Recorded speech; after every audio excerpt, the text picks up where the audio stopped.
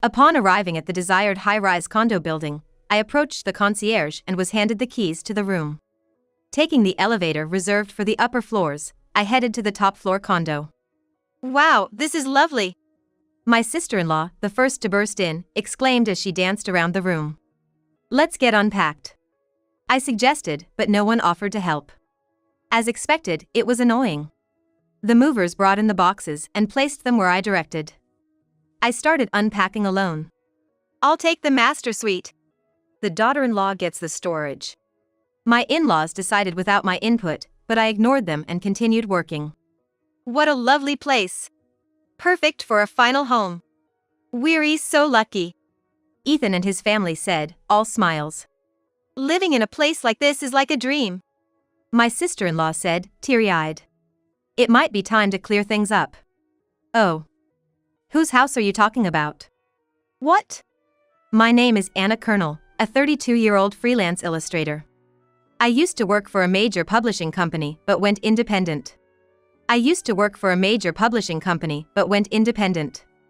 Now, I mainly take on work from my former employer while starting a career as a children's book author. I married Ethan 2 years ago and started living together in the condo I was already in. We live here because it's my own place, and Ethan moved in from his rental. My parents died in a car accident when I was young. Raised by my grandparents, I purchased this place after graduating from college and starting a job. The payment was covered by the settlement and insurance money from my parents' accident. My grandparents raised me without touching that money and gave it to me when I graduated, for my use. I bought this condo when my grandparents moved into a care facility. They had planned to move there after raising me, not wanting me to go through the hassle of caregiving. After some thought, I chose this condo because it was convenient for work and visiting my grandparents' facility. They suggested I use the money for something else, but this felt like the best use to me. I've lived here for nearly 10 years now. About the same time I spent with my parents and then with my grandparents. I have spent 1/3 of my life in this house. It's a third of my life, a place I've grown quite fond of. I met Ethan at a friend's wedding after party. He was a colleague of my friend's husband.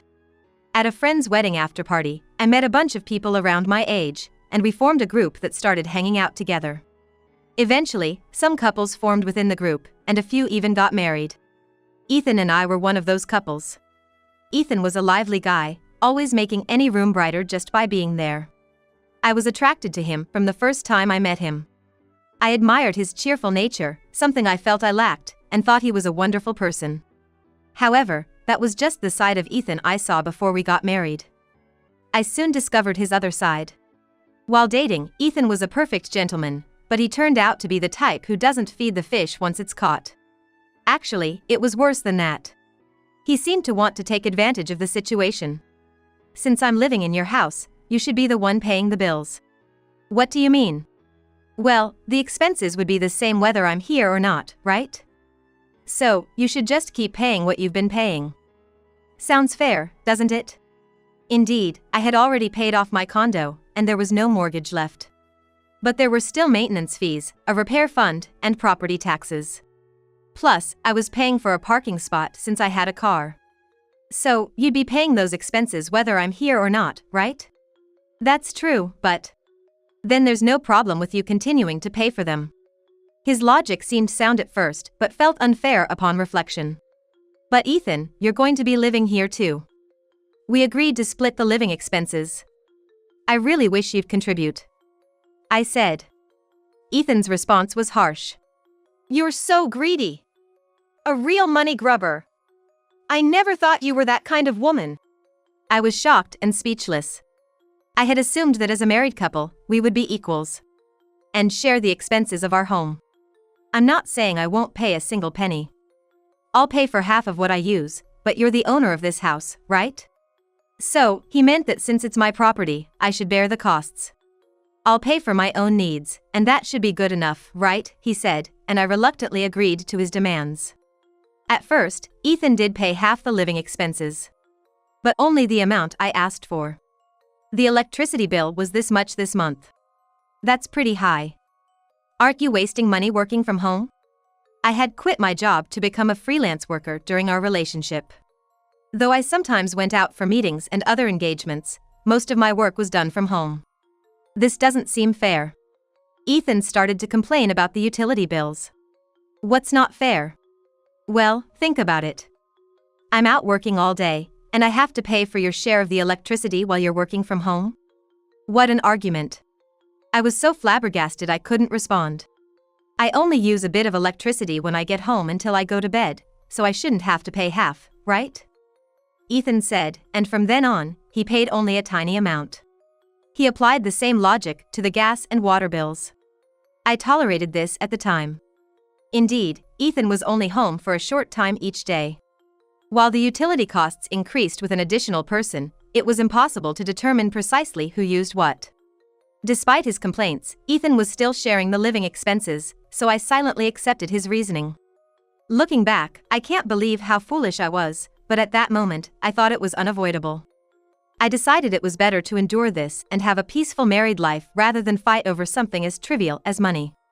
Apart from the money issues, Ethan was the same bright and fun person he was before we got married. Of course, the financial issues were always at the back of my mind, but we weren't struggling for money, and I thought it was more important to spend pleasant times together. However, that supposed happiness began to feel precarious. More overtime today, I really wish they'd stop. Ethan grumbled, coming home later and later. Are you okay with all that overtime? There are guidelines, you know. The Department of Labor says anything over 45 hours a month is risky. You don't get it. Those are just numbers for show. A good salesman doesn't just work the hours he clocks in. Ethan replied dismissively. You must have pulled all-nighters when a deadline was looming, right, Anna? Yes, that's true. That's my point. Don't be fooled by just the numbers. I graduated from an art college and worked as an illustrator. So I really didn't know much about sales jobs. I had no choice but to believe him. Okay, but please don't overdo it. I know. You're so kind, Anna. I won't overdo it. He said, gently hugging my shoulder. I tried to believe in Ethan's kindness. As if it were the only way to keep my heart at ease. A year passed with Ethan slowly betraying me bit by bit. People can react to sudden pain, but it seems they become numb when the pain is gradual. The accumulated betrayals of Ethan had grown significantly, yet I felt I was just enduring a little every day. In other words, I was turning a blind eye to maintain peace. Then, suddenly, a major event happened. My family's coming over to stay, is that okay? Ethan asked one morning out of the blue. Your dad and mom? And my sister too. I had visited Ethan's parents' house in the countryside once before we got married. The in-laws' home was a small house in the countryside. It was an old house with many signs of wear and tear, where his parents lived alone. At that time, I couldn't meet his sister as she had already married and moved out. I tried to contact her, but she couldn't come due to other commitments and just sent her regards. We didn't have a wedding ceremony, we just took some photos, so the only time I met Ethan's parents was then. Of course, I hadn't had a chance to meet his sister either. Our friends threw us a celebration party, but I hadn't met any of Ethan's relatives since then. I didn't think much of it, as I didn't have much interaction with my own relatives either. Now, Ethan's parents and sister were suddenly coming to visit. It made sense, considering we'd been married for a year, they might want to see how we were doing. I didn't question Ethan's words and agreed. A week later, Ethan's family arrived as planned. This is Ethan's house? It's not very big. It was the first thing his family said as they entered. Of course, it wasn't very large. It was a house I bought to live in alone originally. It's a 3-bedroom condo with spacious living and dining area. One bedroom is mostly for guests, and I used the other rooms as a workroom and bedroom. When Ethan moved in, he wanted a space to work from home too, so I gave up my workroom for his study, and now I work in the living room. It's plenty big for 2 people to live in without any inconvenience. As I was thinking this, Ethan's sister, whom I was meeting for the first time, came in. Really, it's smaller than I thought. Are we all going to live here? It's small, but bear with it. You can get used to any place. Well, it's better than nothing. I'll make do with living here. How long do they plan to stay? I wondered vaguely. Then Ethan, sounding annoyed, ordered me around. Hey, what are you daydreaming for? Hurry up and bring in Dad and Mom's stuff. Oh, right, sorry. Which bags are theirs? I expected something like overnight bags, so I looked inside the entrance but found nothing. What are you looking at? They're outside. In a panic, I looked in the hallway and saw about 10 cardboard boxes stacked up. Cardboard boxes for a visit to their son's house? I didn't understand, but leaving them in the hallway would inconvenience other residents.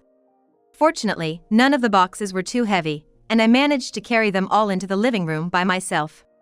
Our living and dining area is quite spacious, so although it was crowded, I managed to find space for the boxes. During this time, Ethan and his family were sitting and talking. Once you're done with the bags, make tea. Hurry up, everyone's tired. I couldn't think straight in such a situation and just reacted to Ethan's words. Really, what an inconsiderate wife. I'm worried about the future. I'll sleep in this room, his sister declared, claiming our bedroom for herself while I was making tea. That's fine, I'll sleep with Mom and Dad in the guest room. It'll be nice to sleep with Ethan again after so long. Just like old times. Ethan and his family acted as if I didn't exist, enjoying their family time. In our house, there's only the master bedroom, the guest room, and what's now Ethan's study, originally my workroom. I wonder where I'm supposed to sleep. And how long will this kind of living go on? It seems humans can't think straight when faced with situations far beyond their usual reality. While I stood there dumbfounded, everything had already changed. The next day, or rather, the moment Ethan's family barged in, the worst kind of living began. Hey, isn't the food ready yet? I'm sorry, I'm preparing it now. You're really slow. I don't know how Ethan puts up with a wife like you. Ethan's family just lounged around the house all day, doing nothing. And treated me like a servant. At first, I thought it was just a matter of enduring a few days, putting on a good wife act. But as I overheard Ethan and his family's conversations, I realized this was intended to be permanent, and that woke me up. Here's the summary of what I learned. Ethan's family had fled from their hometown. The reason was that Ethan's sister had returned home after a divorce. The cause of the divorce was her infidelity. She had affairs with several people, and it all came out. She was being sued for alimony by her ex-husband and the wives of her lovers, and they had to flee here because they couldn't afford to pay. Ethan had told me his family's house was owned by them, but that was a lie. The house originally belonged to his mother's parents, where they lived. Ethan's parents, who had no means of supporting themselves, moved in, and after his grandparents passed away, they just stayed put. The real owner was Ethan's mother's brother, who had been asking them to leave for years, but they stayed, claiming residency rights. Ethan's uncle had his own house and, despite wanting them out, couldn't bring himself to forcibly evict his sister's family. But when Ethan's sister brought home a mountain of alimony debts, his parents decided to sell the house to get money. That was the last straw for Ethan's uncle, who threatened legal action, so they grabbed what they could and fled to our house. Those 10 cardboard boxes they brought, the ones I struggled to bring into the house the day they arrived, that's all they own. I don't know, nor do I want to know what's inside, but it's clear there's nothing of significant value. In short, Ethan's family is penniless. And has rolled into our house planning to leech off us indefinitely. Ethan, miraculously, was the smart one in the family. He was good at studies, received scholarships, and graduated from college. To an outsider, he wouldn't seem part of such a family. He kept up the act of a refreshing, good young man, landed a job at a fairly well-known company, and then married me. I had no way of seeing through Ethan's true nature or his family's real situation. I was alone, with no parents. I was working and owning my own house. To Ethan, I must have seemed like easy prey. No joke. Now that I know everything, I have no intention of quietly playing the slave. I wasn't going to let this good-for-nothing family walk all over me.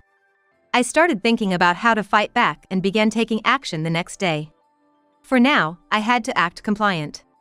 I couldn't let Ethan or his family catch on to my plan. I'd let them think they had the upper hand and then strike when they least expected it.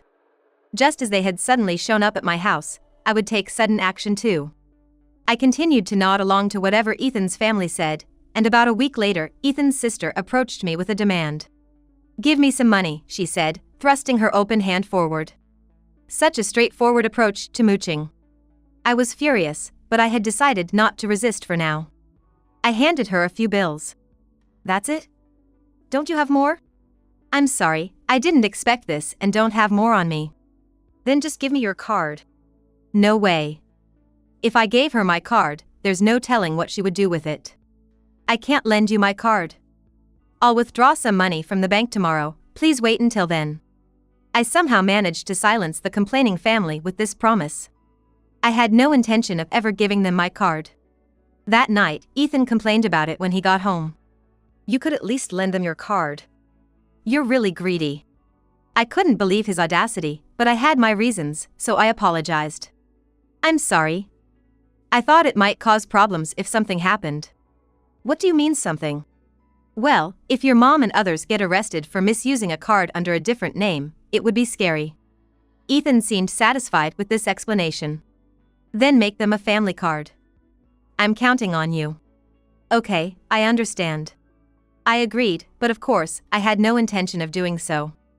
About a month later, Ethan asked about the family card. His family must have pestered him because they were tired of asking me for money and wanted the card quickly. I'm sorry, but it seems I can't make one. I feigned disappointment. I hadn't applied for a family card, and I wasn't disappointed at all. Why not?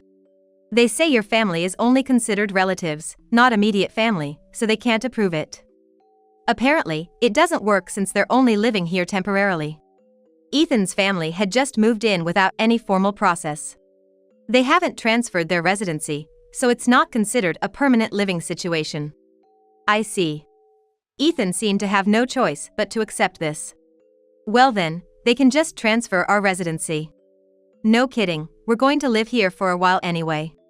Go take care of the paperwork right away. They demanded of me, as if I were their servant. About that, I think this house is a bit too small for us to live in permanently. You know, you might be right. Maybe that's why Ethan hasn't been coming home much lately. I added, noticing Ethan looking a bit annoyed. I've been staying at a hotel because of all the late night work. Oh, that must be tough, thanks for your hard work. So, I was thinking, why don't we move out of this house? Ethan and his family were shocked by my suggestion. This place was originally bought for me to live alone, and it's been okay for Ethan and me, but it's a bit cramped with all of us now. Makes sense. Look at this. Wouldn't you love to live in a house like this? I showed them the brochure of a new house. It was a new tower condominium in the secondary city center. The photos were of the top floor condo. Spacious, with large windows offering a panoramic view of the city below. Where did you get a condo like this? I thought it was too cramped as it is, so I decided to take a leap. I sold this place and added my parents' inheritance and savings to buy it. Well, it's not bad here, but that place is obviously better. They quickly agreed, their eyes lighting up when they realized the payment was already completed. Not bad thinking for once. I'm starting to respect you. I might just acknowledge you as our daughter-in-law. Ethan's parents smiled, nodding in agreement. And just like that, the move was settled. About a month later, the moving day arrived. I felt a bit sad to leave the house I'd lived in for years, but it was for a brighter future. After loading the trucks with our belongings, we took 2 taxis to the new place. Arriving at the tower condominium, the concierge handed me the keys to the condo. We took the elevator reserved for the upper floors to the top floor condo. Wow, this is amazing. Ethan's sister was the first to rush in, exclaiming excitedly as she looked around. Let's get unpacked. I suggested, but nobody offered to help. As expected, it was annoying. The movers brought the boxes to the designated spots, and I started unpacking alone. I want the master suite. The daughter-in-law gets the storage. Ethan's family decided, but I ignored them and continued working. This is truly a lovely condo. Perfect for a final home. Lucky us. Ethan and his family said to each other, all smiles. Living in a house like this is like a dream. Ethan's sister said tearfully. It seemed like the right time for the big reveal. Huh? Whose house are you talking about? What? It was the perfect moment to bring them back to reality. Why would you think you're living here? What do you mean? It's our new house. We're obviously going to live here. What? I feigned surprise. This isn't your house. I bought this house to live with my grandparents. You asked if we wanted to live in a house like this. Ethan's sister started to make a scene. Yes, I did ask that, but I only asked if you wanted to live here. I never said you could. Exactly as I said, I never mentioned living together. Who would want to live with these people forever? So, you all need to leave this house now. I'm the owner, and I'm telling you to leave before things get complicated. Please just go quietly. No way! Ethan stomped his feet in anger. You're supposed to just listen to me. My family and I will live in this house. If you don't like it, you can leave. Yes, get out. That's right. They all chimed in, trying to force me out. I contacted the concierge directly through the in-house intercom. Sorry to bother you, but there are some strange people in my house refusing to leave. They're even trying to kick me out, the resident. Please come quickly. As I finished speaking, a siren blared inside the room. What's that? So loud. Turn it off right now. The security guards arrived promptly, befitting a high-end condominium. These are the building's security guards. If you don't leave now, I'll have to call the police. When the guards asked what was happening over the intercom at the entrance, Ethan's family started to panic. They realized I wasn't lying. The guards arrived, but Ethan's family began to beg, almost crawling on the floor, asking them to listen. I decided to hear them out, curious about what Ethan had been telling his family. Apparently, Ethan had described me as a pitiful woman with no relatives, saying that I couldn't live without him and that he was just letting me stay in the room so I can use it freely, just like a housemaid, Ethan told his family. I decided to show some mercy to his family who had given me valuable testimony. Actually, every time I gave them money, I made them sign a paper with the amount, essentially creating a promissory note. I need evidence that I've given the money to Ethan.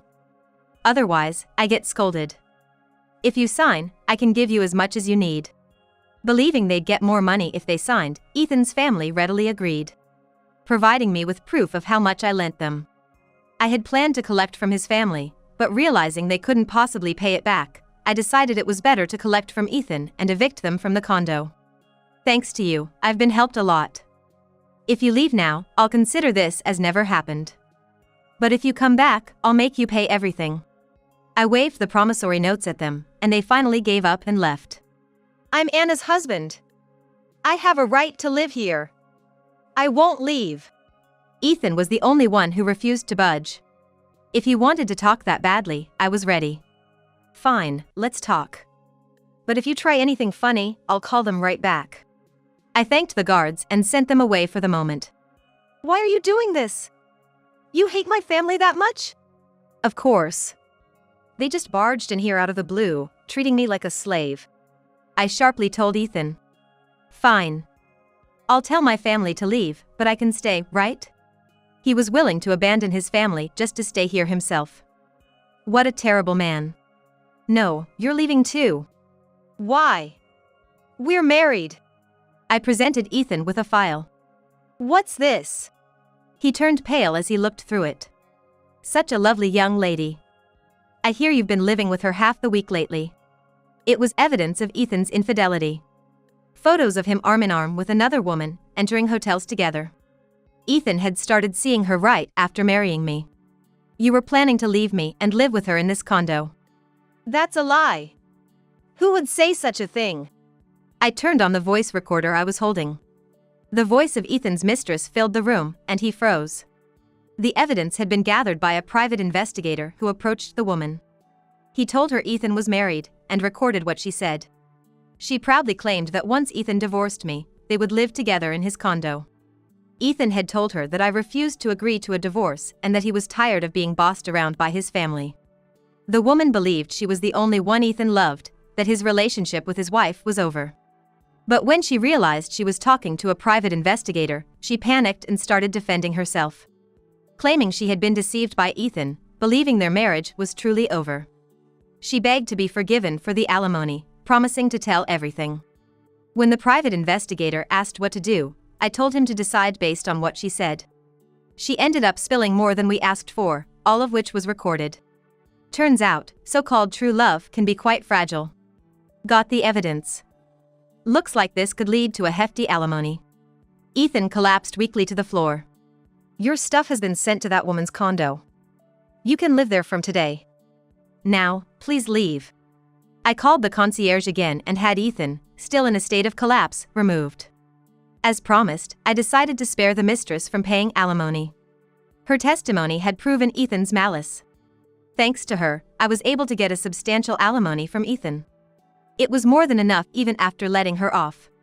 However, I did inform her parents and employer about the situation. There was no promise of silence, so it was fair game to talk.